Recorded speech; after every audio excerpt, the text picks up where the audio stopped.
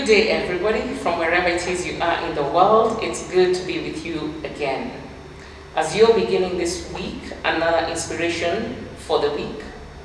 And really, even though we do this inspiration for the week, it's really an inspiration for your life. Today we'll be discussing trusting the voice inside. Do you trust the voice inside? And which voice is inside? In life in general, we really have to create a way of life where we're actually being led by the Spirit of God inside of us.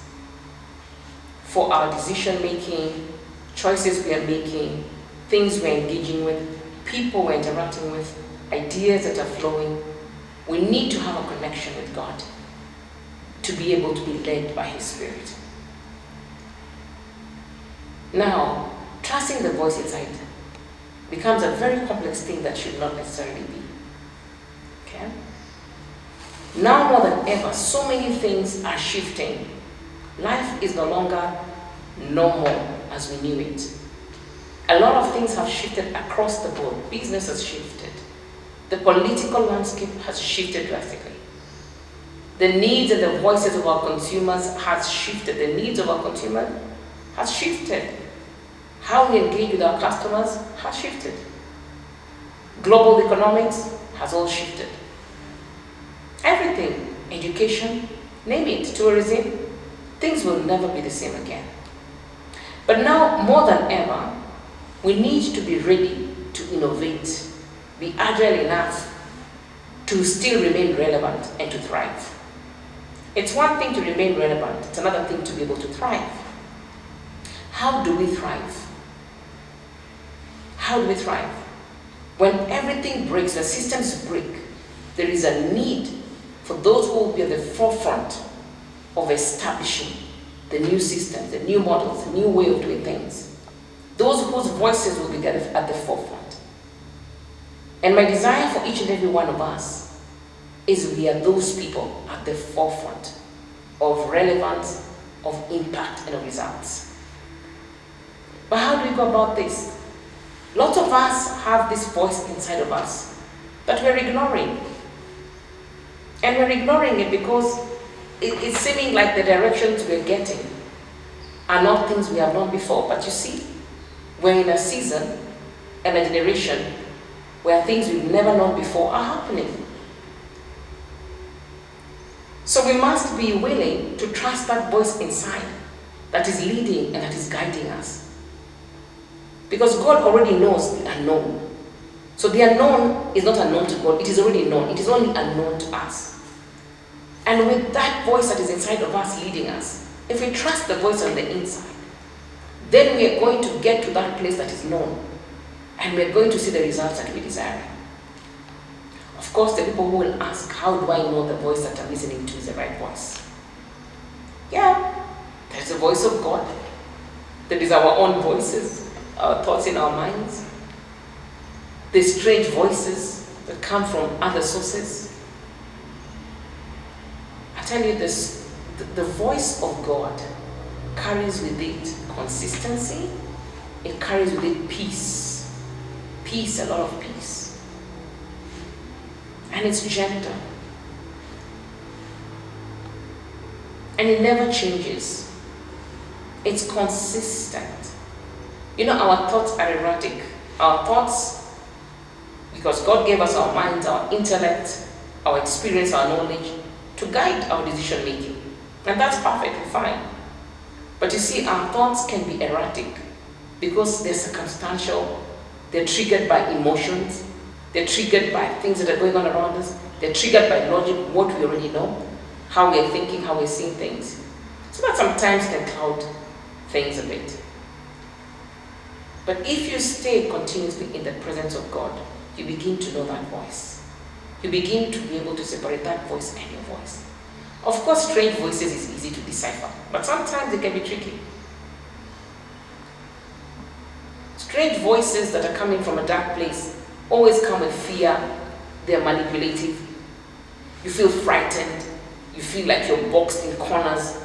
You have sort of like this feeling that you don't have any liberty. The Spirit of God has liberty. It never chokes you. But I know even strange voices can be hidden in a way that they sound like they're still quiet voices, but they're. So it's good to be able to grow your discernment.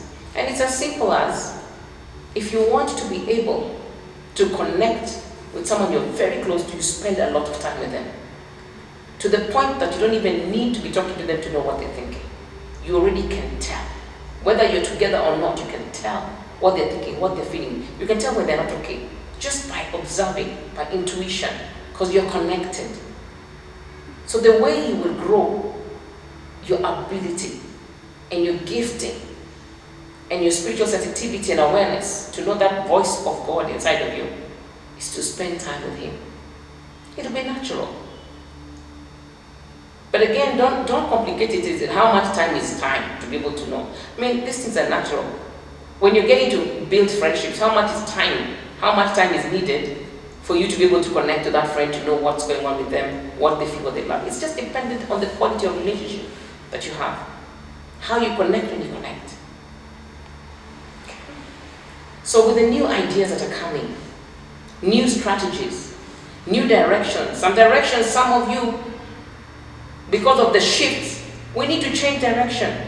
We need to engage in other things.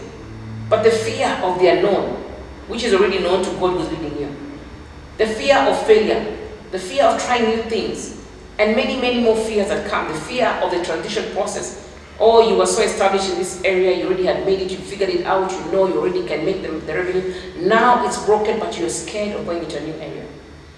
Break those. Trust the voice inside. Trust the voice inside. Some of us are being called into spaces that you're not familiar with. Trust the voice. Go. Allow yourself to grow, to be equipped, to be tooled, to be empowered, to gain knowledge and experience, even in these new areas, and to thrive. Others need to shed off things that you no longer need to carry this season. Some things became irrelevant instantly. 5 years ago, the virtual world was not as relevant as it is today, and moving forward. Virtual reality seemed like a dream, a far-off dream. Who needs virtual reality, artificial intelligence? Well, that is the norm today. And moving forward, that's going to be what's relevant. So we need to be able to be agile. Investing in huge offices, building blocks, a physical location is a thing of the past now. Because moving forward, there will always be a hybrid model of work, a virtual and physical model. How are you adapting to that?